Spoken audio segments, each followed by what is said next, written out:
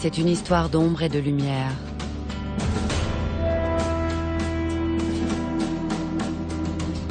Une succession d'images et de silences.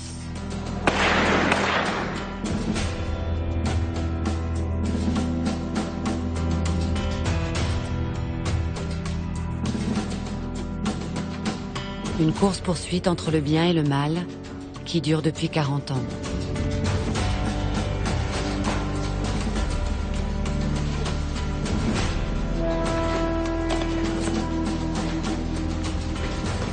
On ne peut pas rentrer dans ce métier sans avoir des hommes de caractère. C'est vraiment incontournable. Ouais.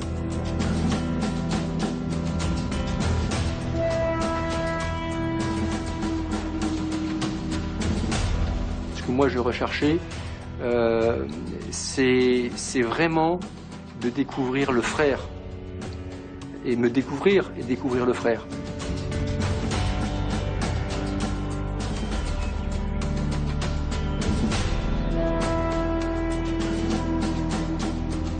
Tous les gens ici sont animés par l'idée qu'ils font quelque chose de bien. Sauver des vies, c'est forcément quelque chose de bien. Les gens que vous êtes obligés de neutraliser ou de blesser ou de tuer en face de vous, c'est des êtres vivants, donc vous traînez ça toute votre vie. Commandant, opérationnel. Pour eux, l'occasion de tomber la cagoule et de raconter sans détour la réalité d'un engagement.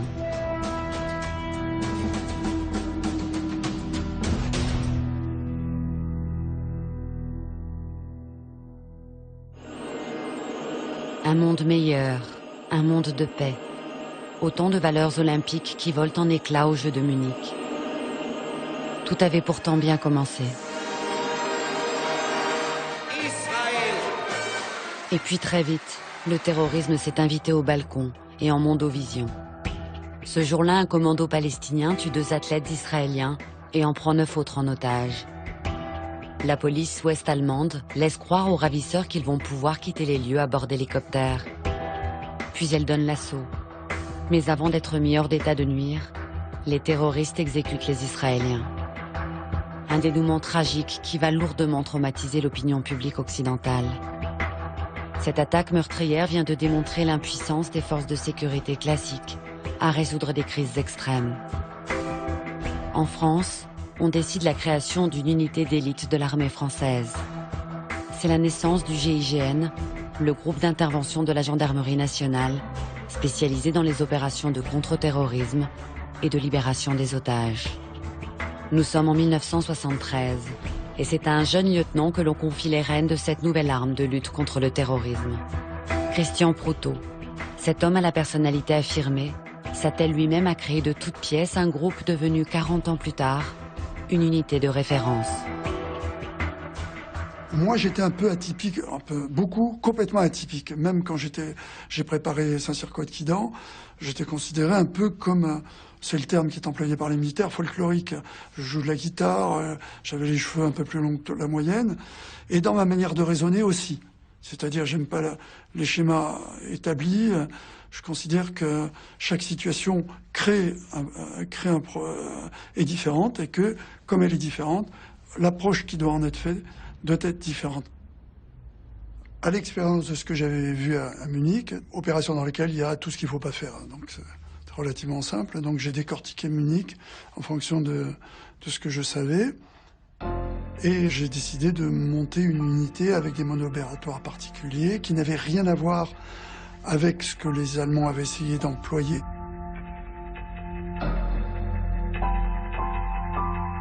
Je n'ai pas eu énormément de volontaires, j'en ai eu une 50aine. Sur la 50aine, j'en ai sélectionné 17. Voilà. Ça peut paraître complètement dérisoire, mais c'est ce noyau qui va petit à petit conduire au GIGN tel qu'on le connaît actuellement. Et je les réunis tous et je leur dis voilà, je veux que, avant que vous acceptiez cette mission, que vous compreniez qu'elle ne pourra être acceptable, on pourra aller jusqu'au bout de ce que l'on veut faire, que si on met des règles morales importantes. Et pour moi, la règle la plus importante, c'est le respect de la vie. les cours précédents, en particulier en ce qui concerne la nomination de l'arbre, le calibre et la capacité du magasin. Cette mission vous donne le pouvoir de Dieu, le pouvoir de vie et de mort. Si vous acceptez cette notion, vous pourrez travailler, sinon il est encore temps de partir. Bon, alors, la Sterling... Il a su nous marquer de son empreinte déjà à cette époque-là, et on l'a suivi comme un seul homme. Quand il demandait si on allait le suivre, bien sûr qu'on était prêt à le suivre et à marcher sur le chemin qu'il allait nous tracer.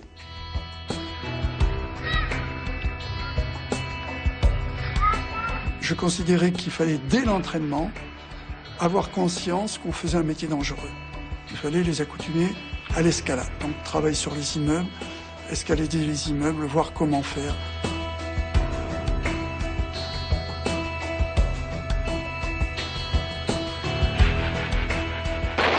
Il fallait que tout le monde soit capable de tirer à distance, tirer au contact. Tout ce qui est sport de combat, en particulier les sports de combat qui amènent à avoir des chocs. Si vous n'êtes pas capable d'encaisser, vous ne servez à rien. Donc, apprendre à prendre des coups, apprendre à souffrir, à durer. Donc, tous ces sports ont été enseignés au groupe. Une formation express de 4 mois. Et le 1er mars 1974, l'unité est officiellement créée. 10 jours plus tard, en région parisienne, c'est le baptême du feu. Un forcené s'est retranché dans un immeuble. Il retient une femme et un enfant en otage. Les caméras sont sur place. C'était la première fois. Et la première fois, c'était de se dire on va réussir, c'est bon, on va y arriver. On avait la foi et on était sûr qu'on était du côté des justes. C'est pas aussi simple que ça et malheureusement, on l'a appris à nos dépens. On prépare nos affaires, on prend tout ce qu'on avait, fusil, moyen on n'avait pas grand-chose en fait. Il n'y avait pas de gilet pare-balles, il n'y avait pas de casque anti-balles. On est parti d'ailleurs sur les photos que je vais plus vous remettre, vous allez voir un peu la tenue qu'on avait à cette époque-là. On est intervenu sur le mode opératoire, tel qu'on l'avait, le schéma que l'on avait prévu, faire une diversion, donc faire croire qu'on allait attaquer par la fenêtre pendant qu'on avait mis de l'explosif sur la porte.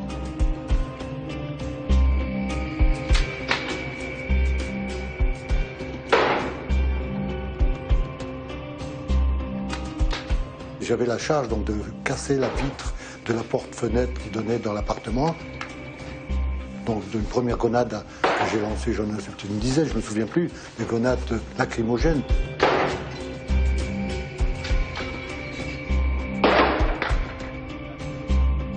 Je suis rentré par les balcons, par l'extérieur, en enjambant la rambarde, et on a fait tout doucement, en longeant les murs, en progressant toujours avec notre masque. Et c'est là qu'on a vu le retranché sur le lit, endimanché, cravate et l'arme à la main. Il s'était mis une balle dans la tête. Je suis né une seconde fois à ce moment-là parce que j'ai découvert ce qu'était la vie, ce qu'était la mort aussi. Quand vous voyez ce que j'ai vu avec...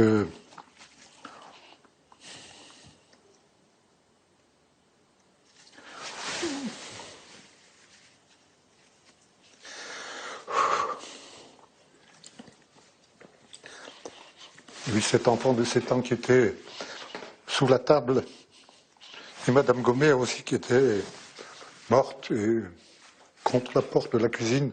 C'est là que j'ai compris que c'était quelque chose de très dur et qu'on allait être amené à faire des choses qui dépassaient ce qu'on avait fait jusqu'alors. Voilà.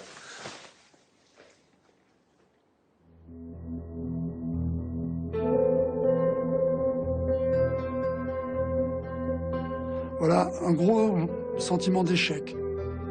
Cette première opération nous a fait comprendre que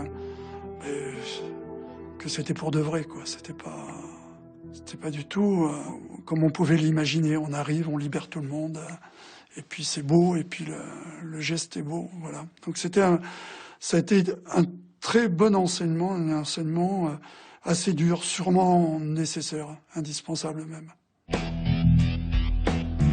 2 ans plus tard, la première opération d'envergure du groupe va confirmer sa raison d'être. et cette fois, bien loin de la métropole. À 6000 km de Paris, Djibouti. À l'époque encore une colonie française. Des indépendantistes ont détourné un bus scolaire. 9 hommes du GIGN sont dépêchés sur place pour tenter de libérer les otages. Les auteurs de ce coup de force, 4 militants armés du Front de libération de la côte des Somalies, réclament l'indépendance totale de Djibouti et la libération immédiate de tous les détenus politiques. Et ils le font en menaçant la vie d'enfants de militaires français enlevés ce matin à 9 h, heure de Paris, à bord d'un car de ramassage scolaire. Donc on arrive en pleine nuit, on est accueilli à l'aéroport de Djibouti et on est accueilli avec notre tenue d'intervention noire. Et on nous dit, mais il ne faut pas que vous alliez là-bas comme ça parce que c'est dans le désert. Et donc il faut que vous soyez en kaki, enfin, le plus proche couleur sable. On s'équipe avec les treillis locaux, là. Il n'y avait pas toutes les tailles, donc il y en avait des grandes, des courtes, on ressemblait un peu à une armée bizarre. Les otages sont immobilisés dans un no man's land entre les territoires français et somaliens. Les forces de l'armée française sont déjà en position à quelques centaines de mètres du car. Elles ont pour mission d'appuyer les hommes du lieutenant Proutot. L'unité d'élite n'est pas encore précédée de sa réputation, mais c'est pourtant à elle que les autorités politiques françaises ont confié la vie des enfants. Une mission jamais réalisée auparavant, qui vise en priorité à sauver la vie des otages. Une force militaire classique, sa raison d'être, c'est quand même fondamentalement de détruire l'ennemi. La vocation du GIGN est plus complexe. Dans le cas de Djibouti, il s'agissait d'abord de tenter de sauver les otages. Ce qui advenait aux malfaisants était une dérivée de l'objectif premier qui était celui de tenter de sauver les otages. Alors que pour les militaires, l'objectif premier aurait été plutôt de mettre hors d'état de nuire les malfaisants, avec comme corollaire souhaitable le sauvetage des otages. Mais l'ordre des facteurs n'est pas le même. On arrive enfin au poste de commandement à l'intérieur de la Palmeraie. Le général Brazard dit à l'officier qui nous introduit, qui nous dit voilà, c'est le lieutenant Proutot et les tireurs et ses hommes. Il me regarde, il se retourne vers son état-major, il dit c'est ça les tireurs d'élite. Faut dire que je le comprends, avec la distance, on n'avait pas de très fière allure. Alors si, il rajoute une phrase extraordinaire. À l'époque, je portais des lunettes. Et il dit, vous savez, chez moi, ceux qui ont des lunettes, je les mets au secrétariat. Bon, je dis, mon général, faites-nous confiance. Je vous assure, nous sommes au niveau de ce que vous attendez, ou ce que vous attendez sûrement pas, mais nous vous montrerons que nous sommes au niveau. C'était une première. Une sacrée première. Dans le cas présent, ce n'était pas 1 ou 2 terroristes, 2 ou 3 otages retenus dans un local, c'était quelque chose de très gros, très important. On s'est mis en place face au car, à une distance avoisinant les 200 mètres, et on a attendu assez longtemps pour entrer en action quand le moment propice s'est présenté à nous. Mes tireurs étaient en place, je mets en place ce qu'on appelle le code de tir. La technique de tir simultané est une technique très compliquée parce qu'elle doit faire tirer les tireurs tous en même temps. Pour qu'ils touchent tous leur objectif en même temps, pour pas qu'il y ait de retour offensif, donc éliminer le danger tout de suite, en même temps. Il fallait qu'on soit sûr, à un moment donné, que toutes les cibles soient immobiles pour garantir. C'est pas comme au cinéma où on tire sur des gens qui courent, on les touche. Non, c'est quelque chose qu'il fallait avoir nos 5 cibles en même temps et immobiles. J'étais, je vous dis, très concentré, l'œil rivé à ma lunette de visée. Et c'est vrai que c'était quelque chose qui prend au trip quand même. Hein. C'est là maintenant, il n'y a plus à reculer. Là, quand on a entendu le 0... Donc j'ai dit 0, pan. Et puis, on voit les vitres claquent les impacts. Et puis un silence. Les 5 terroristes ont été touchés par les armes ouvrant le feu en même temps. Et ça a été vraiment une cohésion parfaite dans le tir. On a entendu un seul coup de feu. Vous connaissez la suite? Un des terroristes assoupi sur une marche de l'autobus n'avait pas été repéré. C'est lui qui a mitraillé les enfants avant d'être abattu. Opération stupéfiante. Sur la trentaine d'écoliers détenus dans le car, 2 petites filles vont perdre la vie. Disons que je suis assez triste. Pourtant, vous avez quand même réussi votre opération. Disons que nous avions tous l'espoir de sauver tout le monde. C'est surtout, au départ, c'était ça. Et chaque fois que nous travaillons dans cet esprit-là, pouvoir tirer tout le monde d'affaire. Et la préparation du personnel, si elle est intense, c'est dans ce but unique. Pour nous, on avait échoué. Je vous le dis sincèrement. Pour nous, réussir, c'était ramener les 32 enfants à leur famille. Et ça n'a pas été le succès qu'on espérait. Alors, bon, ça a été un peu du rail, quoi. Voilà, personne n'a mesuré la détresse que c'était pour nous de ne pas avoir réussi complètement. Cela dit, par rapport aux familles, c'est rien du tout, quoi. C'est juste nous qui traînons nos cadavres. Une victoire au goût amer, mais surtout un exploit qui est salué par l'opinion publique. Une cérémonie officielle est organisée pour décorer les 9 gendarmes dans la cour d'honneur du fort de Charenton, à Maisons-Alfort. Ils reçoivent la médaille de la gendarmerie, une distinction délivrée bien souvent à titre posthume, qui récompense les actions d'éclat. L'unité a gagné ses galons de respectabilité et multiplie les interventions. Maîtrise de forcenés, mutinerie dans les prisons, ou encore prise d'otages. Les autorités politiques comptent désormais sur le lieutenant Proutot et ses hommes pour résoudre les crises. 1981, Valéry Giscard d'Estaing et François Mitterrand se disputent la présidentielle. La bataille électorale est à son paroxysme. Un événement vient alors perturber la campagne. À quelques jours de l'élection, un pirate de l'air détourne un avion et s'immobilise sur le tarmac du Touquet. À son bord, 118 passagers et 5 membres d'équipage. Il faut intervenir. Une mission dévolue à l'unité d'élite. Le détournement du Boeing d'Aer Lingus au Touquet, tout s'est bien terminé, vous le savez sans doute, vers 23 h hier soir. Tous les passagers sont libres et sains et saufs. L'inouï est intervenu sans qu'une goutte de sang ne soit versée. Le pirate a été maîtrisé par l'équipe du GIGN, le groupement d'intervention de la gendarmerie nationale, sans qu'un seul coup de feu ne soit tiré. Le directeur m'appelle et me dit, voilà, vous avez un ordre de la présidence de la République. Il faut que vous alliez vous expliquer sur toutes les chaînes, expliquer ce succès sur toutes les chaînes en vous mettant en grande tenue. Alors le capitaine Proutot, commandant le GIGN, le groupe d'intervention de la gendarmerie nationale, est maintenant avec nous en direct dans ce studio. Alors vous avez fait, je ne sais plus combien, des dizaines et des dizaines d'interventions, 50, 100, 150 ? Nous avons plus de 100 interventions, dont à peu près une trentaine sur des problèmes de prise d'otages, qui soient à caractère criminel ou dû à la folie ou dû au terrorisme. Nous avons libéré, sans compter cet avion qui va augmenter notablement les statistiques, nous avions libéré à ce moment-là 268 otages. Pour moi, c'était rendre justice à mes hommes du GIGN qui avaient pris un risque dans une opération. J'avais complètement zappé les détours des élections. Mais bien évidemment, c'était de la com. Parce que cette intervention, elle tombait malheureusement à pile pour une politique que je hais, que je vomis, qui est une politique de la récupération. J'ai pas réalisé le piège. Mais qu'est-ce que j'aurais pu faire? Dire non. Non, honnêtement, j'ai fait une ânerie. Vous la reprochez, cette intervention télévisée? Oh, mais bien évidemment. Ça a été la suite d'une certaine image du GIGN droitière. Le GIGN roulait à droite, quoi. 5, 4, 3, 2, 1... François Mitterrand est élu président de la République.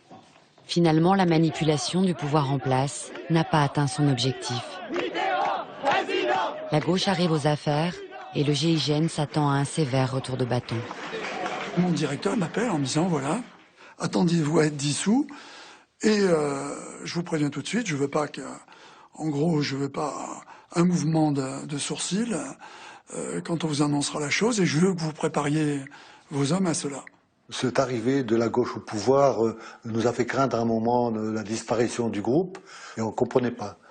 Alors que ce soit un gouvernement de gauche comme de droite, nous on était là pour aider les gens, enfin, faire un travail pour la société, non pas pour un parti politique, quoi. Donc j'ai pris par moi-même, jeune commandant, la décision de trouver le moyen de trouver un homme politique qui aurait l'ouverture d'esprit pour m'écouter avant de prendre une décision. Il réussit à convaincre Charles Hernu, alors ministre de la Défense, d'assister à une démonstration du GIGN.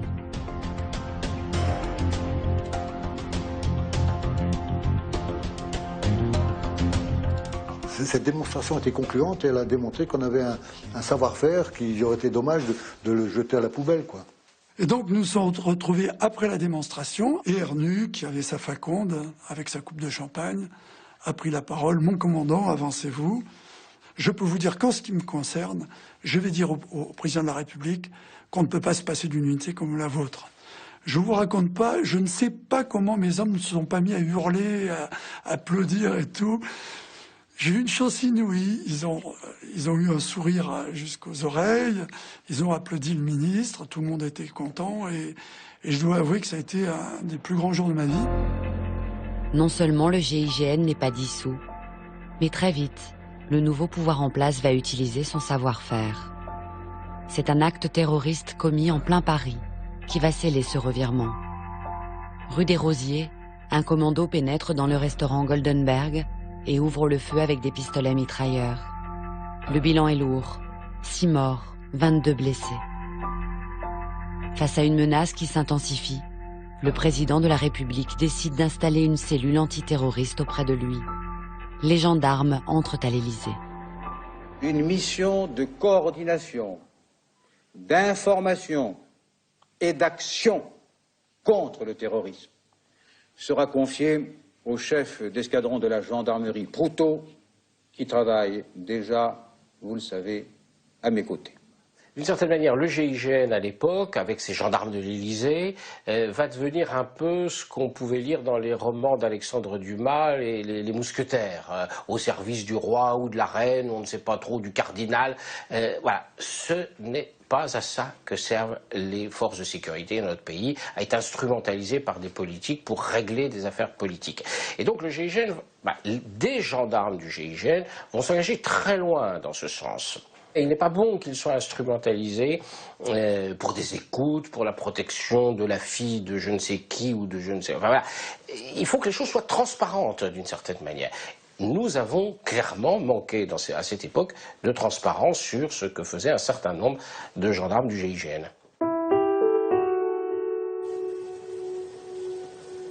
À quelques jours de la présidentielle suivante, 4 gendarmes sont tués en Nouvelle-Calédonie et une vingtaine d'autres sont retenus en otage par des indépendantistes kanaks au fond d'une grotte de l'île. Pour résoudre cette crise, le gouvernement Chirac décide d'employer la manière forte. Et pour la première fois, les hommes du GIGN vont se retrouver mêlés à une véritable opération militaire. Une philosophie contraire à celle du groupe. Alors le commandant de l'unité, le capitaine Legorju, va s'employer à défendre une sortie de crise qui éviterait l'emploi de la force.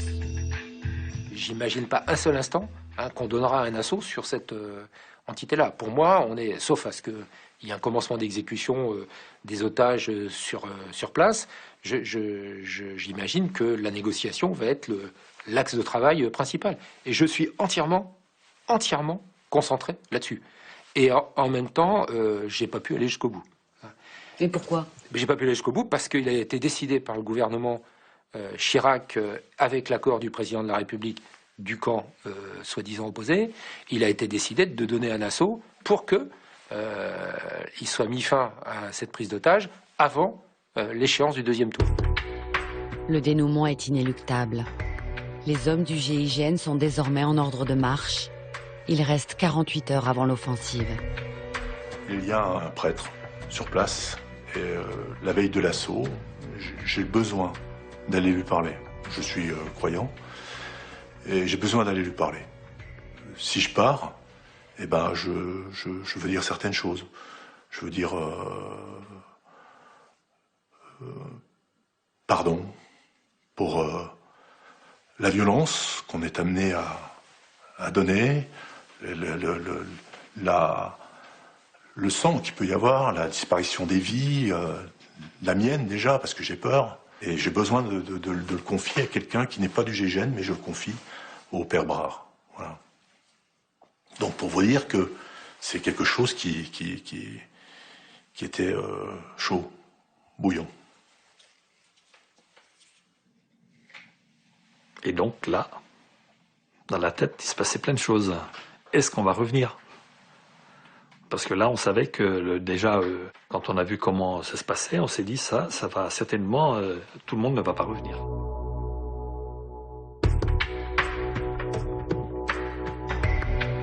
Et puis là, on est monté à l'assaut et ça a commencé à tirer. Parce qu'il y avait des Kanaks qui étaient dans les arbres, qui avaient mis des abris des postes de combat dans les arbres. On l'a su après on voyait en avançait, on voyait bien. Et donc ça partait dans tous les sens, les rafales ça tirait. Et donc on entendait les balles qui sifflaient, même il y avait des balles qui atterrissaient sur les arbres et tout. Et moi j'ai continué à avancer, à glisser sur la gauche, donc pour aller vers la grotte. La guerre c'est ça, c'est ça. Ces bruits, ces violences, c'est des cris, c'est des gémissements, il y a tout qui est réuni en même temps. Vous avez l'impression que c'est au ralenti, que ça s'accélère, c'est complètement dingue. Vous avez tous vos sens qui sont éveillés, vous êtes comme un animal qui est en survie, c'est inouï, quoi.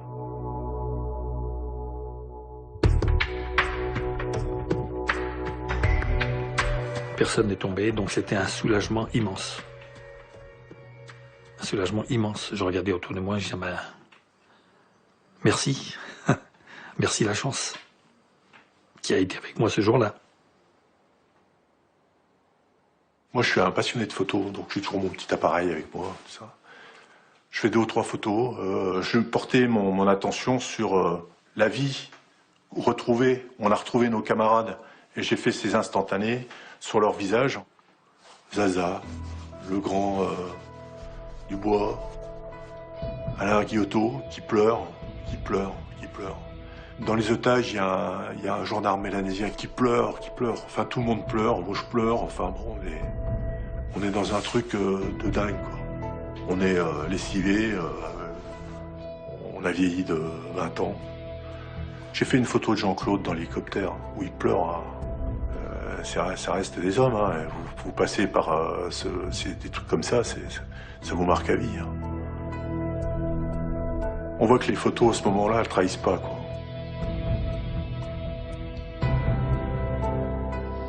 À 6h du matin, l'opération Victor est déclenchée.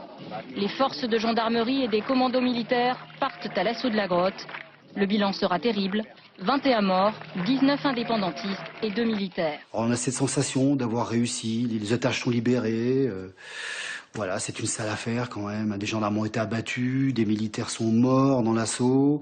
Nous avons des blessés, il y a des blessés graves. Sans parler des indépendantistes également qui sont morts, hein, dans leur engagement, hein. Quel gâchis, quoi. En résumé, quel gâchis, quoi.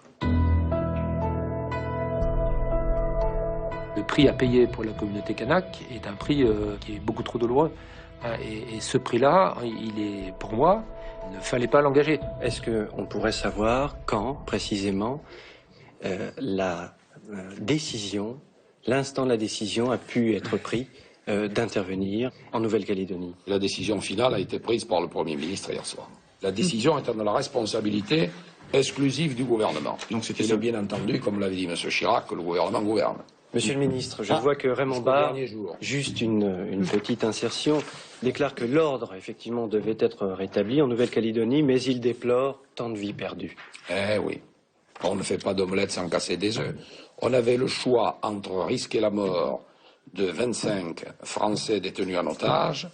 Lorsque les négociations n'aboutissent pas, on doit à ce moment-là utiliser tous les moyens pour que force reste à la loi. On peut toujours se lamenter, ça ne sert à rien. C'est un raté politique total. On aurait décorrélé ce temps électoral du temps humain de la négociation.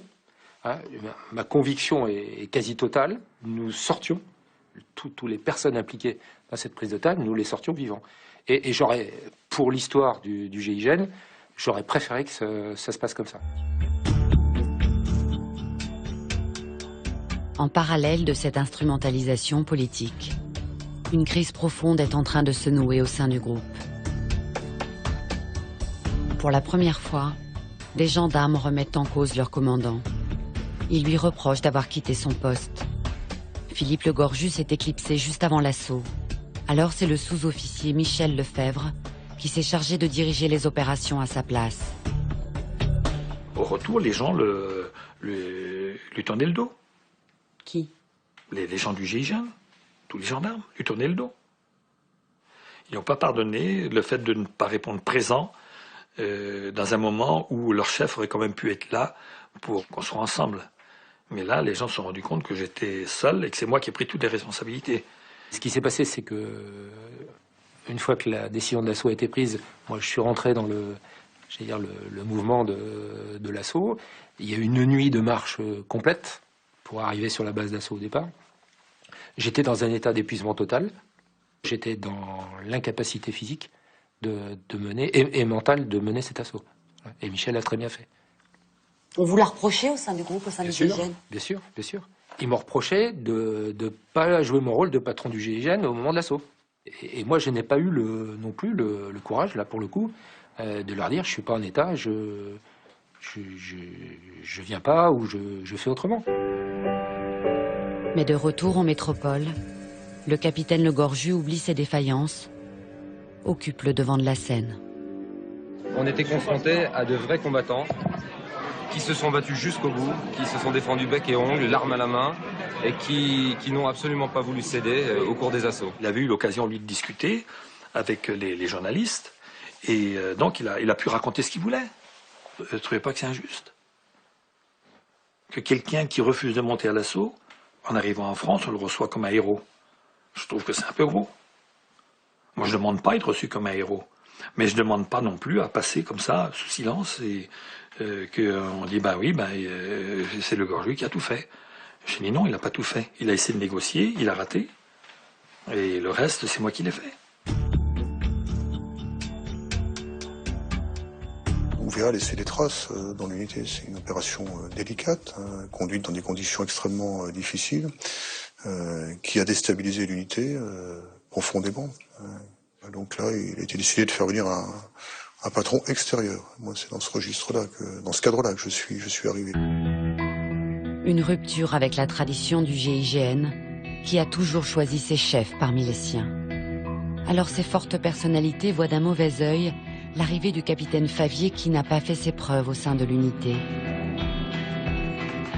2 ans plus tard, il dirige l'opération la plus emblématique de l'histoire du GIGN, l'Airbus de Marignane, celle qui lui vaudra le respect de ses hommes. Un avion détourné par 4 terroristes s'est posé sur l'aéroport de Marseille. Ils ont pris 170 passagers et 12 membres d'équipage en otage.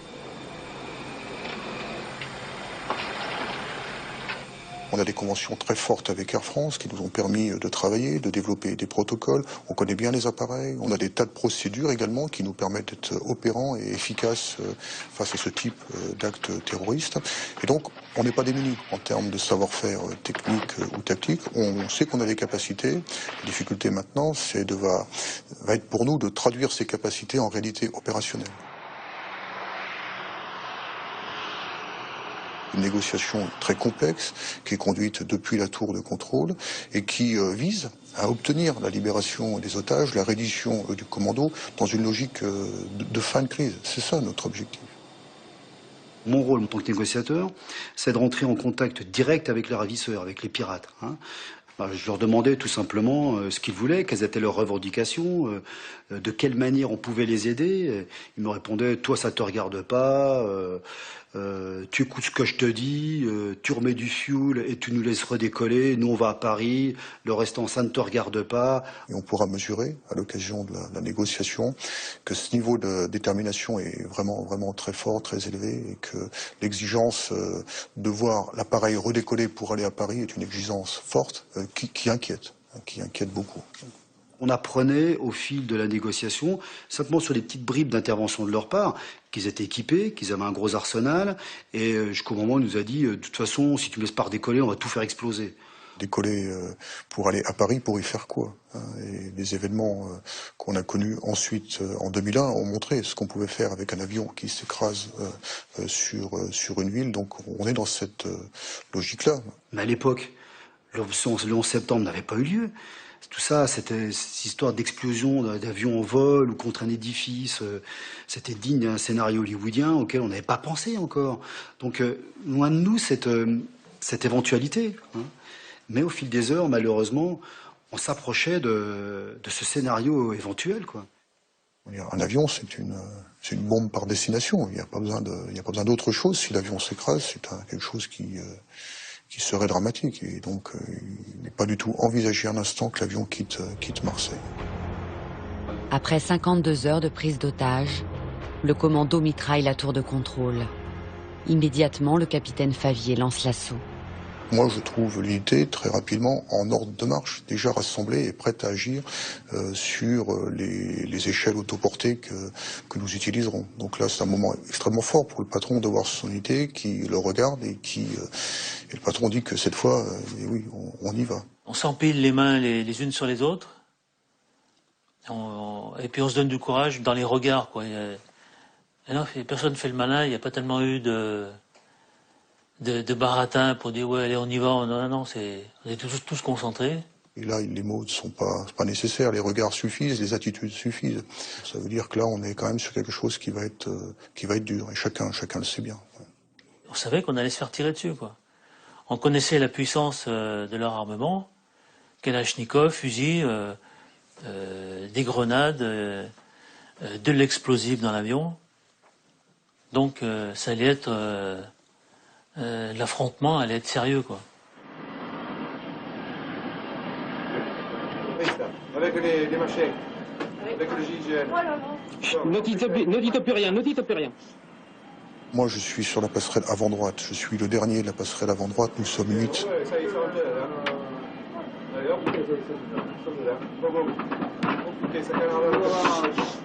On rentre dans un avion qui a été pris en otage depuis 52 heures. L'obscurité tombe, les rideaux de l'avion sont baissés, on voit rien.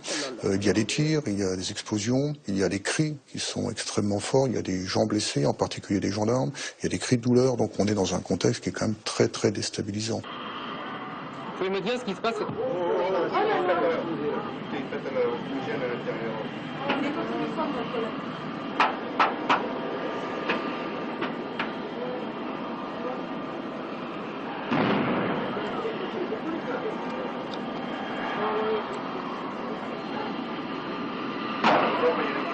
Oh merde, il y en a un qui est touché. Un assaut dans une situation comme celle-ci, c'est d'une violence extrême. C'est déstabilisant pour les membres du GIGN qui, bien sûr, mais eux, ils savent où ils vont, ils sont aguerris, ils sont formés pour ça, mais c'est quand même déstabilisant.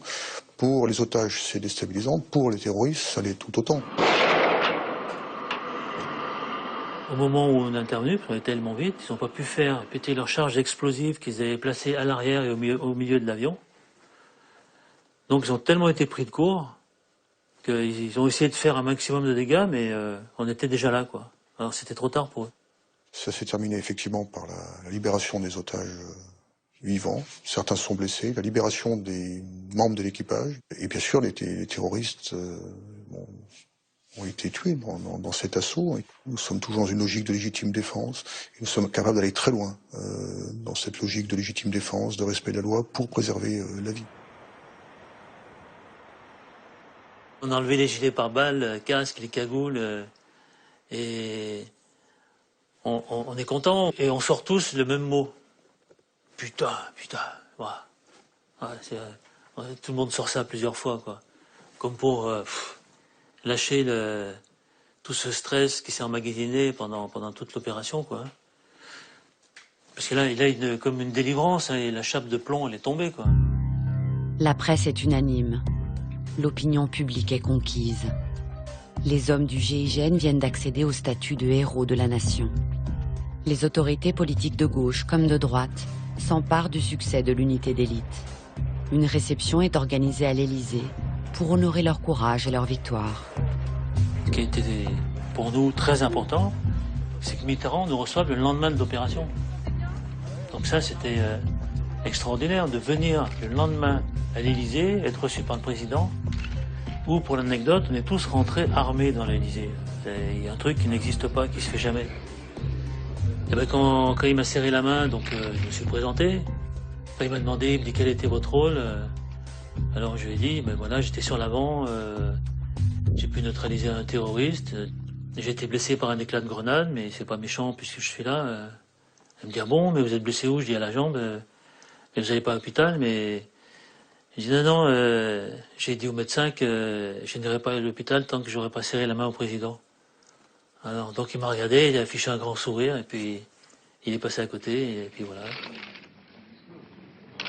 Le pouvoir politique avait vraiment envie à la fois de bénéficier des retombées de ce succès de contre-terrorisme, de la même façon que si une équipe de foot gagne le championnat du monde, elle sera reçue à l'Élysée, parce que les politiques ont envie de profiter des retombées médiatiques, dire bah regardez, nos joueurs de foot sont géniaux, nos super gendarmes sont géniaux.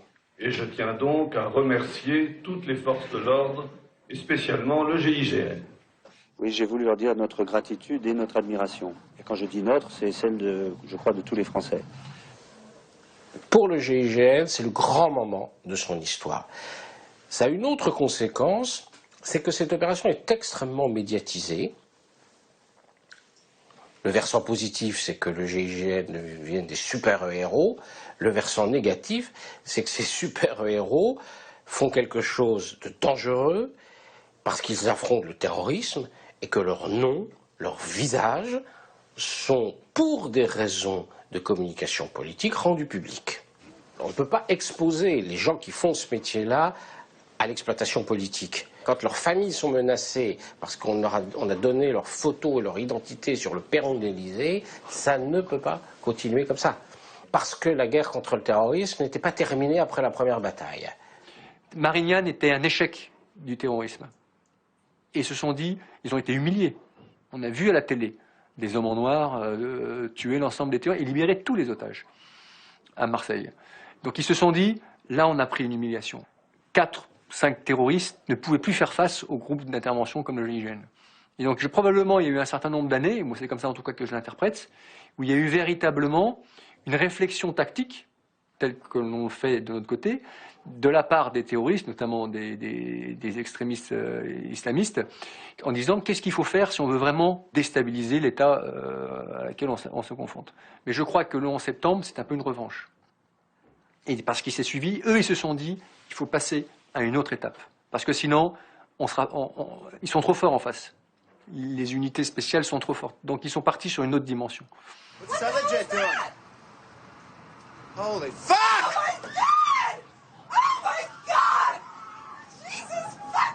Vous êtes face à un mouvement terroriste structuré, nombreux, de nature militaire, particulièrement déterminé, sur lesquels la négociation n'a pas beaucoup de prise, qui utilisent des moyens non conventionnels, qui sont capables de taper en plusieurs points de manière simultanée pour déstabiliser l'appareil d'État. Donc là, on est face à un terrorisme d'une nature différente, à la fois multiple dans ses points d'application et multiple dans sa forme et très puissant dans l'expression. Donc là, on est face à des situations qui sont très dégradées par rapport aux situations qu'on a connues jusqu'alors. Au début des années 2000, la menace d'Al-Qaïda oblige le GIGN à étudier les méthodes de ses adversaires pour mieux les contrer lors d'une éventuelle attaque sur notre territoire. Mais ce sont les événements de Moscou un an plus tard qui vont amener le groupe à repenser une partie de sa philosophie. Plus de 800 spectateurs sont retenus dans un théâtre par un commando d'une cinquantaine de rebelles tchétchènes. Les terroristes portent des ceintures d'explosifs. Ils ont aussi piégé les lieux et menacent de faire sauter le bâtiment. Dans une situation comme celle-ci, potentiellement, tous les otages sont morts. Il n'y a rien à faire, potentiellement. Parce que c'est un mélange entre la prise d'otages et l'attentat suicidaire. Ils ont mis des bombes, ils sont avec les otages et ils attendent le moment d'appuyer sur le bouton. Ils attendent pourquoi? C'est pour faire monter la situation dramatique. Il faut monter le suspense du massacre, en fait, le plus longtemps possible, comme une sorte de parenthèse temporelle, où ils savent que c'est un tel chantage à l'horreur que l'ensemble des médias vont arriver, et la chambre d'écho va être énorme, 10 fois plus importante que si ça avait été un attentat. Là, si à cet instant il tuait 800 personnes, ce serait catastrophique. Mais le chantage au massacre de 800 personnes en direct devant les médias du monde entier, ça prend une dimension qui est horrible. Et donc, si vous voulez, cette période de suspense complètement machiavélique, vous pouvez théoriquement quasiment rien faire. Plus la couverture est spectaculaire, plus elle est vaste, et plus les fins du terrorisme sont servies. C'est un acte de relation publique. Ce n'est pas seulement un acte de violence et un acte de destruction, c'est intrinsèquement, c'est ce qui distingue le terrorisme d'autres actes, des actes de grande criminalité par exemple. Le criminel veut vivre caché, il ne veut pas vivre dans la lumière. Le terroriste veut que son acte soit en pleine lumière. L'assaut mené par les forces spéciales russes se termine dans un bain de sang. 130 otages ont perdu la vie, ainsi que la plupart des membres du commando tchétchène. Très rapidement, les autorités françaises, donc à l'époque la ministre de la Défense, Michel Alliot-Marie, le ministre de l'Intérieur, Nicolas Sarkozy, s'inquiètent de cette crise et diligentent des réunions ministérielles sur ces problématiques. Qu'est-ce que la France ferait en cas de prise d'otages de masse? Donc on a travaillé sur un programme, des programmes secrets, des programmes un peu plus connus, des échanges, une restructuration en interne, une nouvelle manière d'aborder l'adversaire, l'ennemi, qui font qu'aujourd'hui, quelques années après, le GIGN s'est donné les moyens, peut-être comme que quelques unités dans le monde sont capables de le faire, de gérer au mieux ces situations dramatiques. Et encore une fois, je ne vais pas vous mentir, il n'y a pas de baguette magique. Denis Favier prend les commandes du GIGN pour la deuxième fois en 2007 et pilote la réorganisation de l'unité d'intervention. Le groupe passe alors de 120 à 380 hommes. Afin d'apporter une réponse adaptée aux nouvelles menaces terroristes, le GIGN renoue aussi avec sa tradition militaire. Des opérationnels du groupe sont envoyés sur des terrains de guerre, en Afghanistan, pour travailler main dans la main avec d'autres composantes de l'armée française.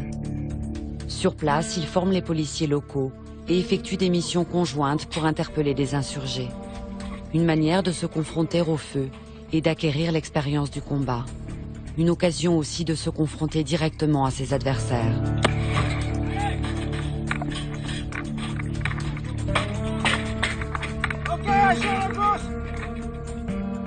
Nous sommes militaires de statut, nous sommes militaires d'esprit, nous sommes militaires dans nos modes d'action. Le travail de 2007 a aussi été un virage assez important pour repartir sur les fondamentaux du monde militaire.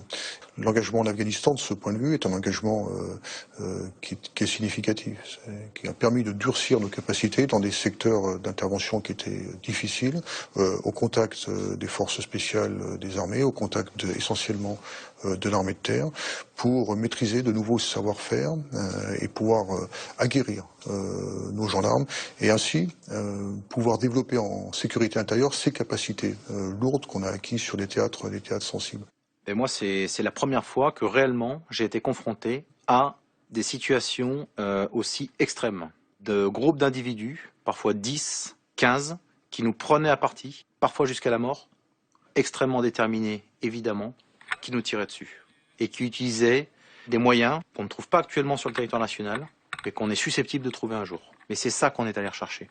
C'est se confronter à des individus radicalisés, déterminés, rompus à toutes les techniques de guerre qu'on peut retrouver un jour en Europe ou sur le territoire national. L'unité d'élite enchaîne aussi les opérations du quotidien qui lui permettent en permanence de se confronter à la réalité du terrain et à ses dangers. Le GIGN aujourd'hui, c'est 200 opérations dans l'année, environ. Sur ces 200 opérations, on rencontre du grand banditisme. Des hommes face à nous, aujourd'hui, ont des kalachnikovs. La même arme que les terroristes.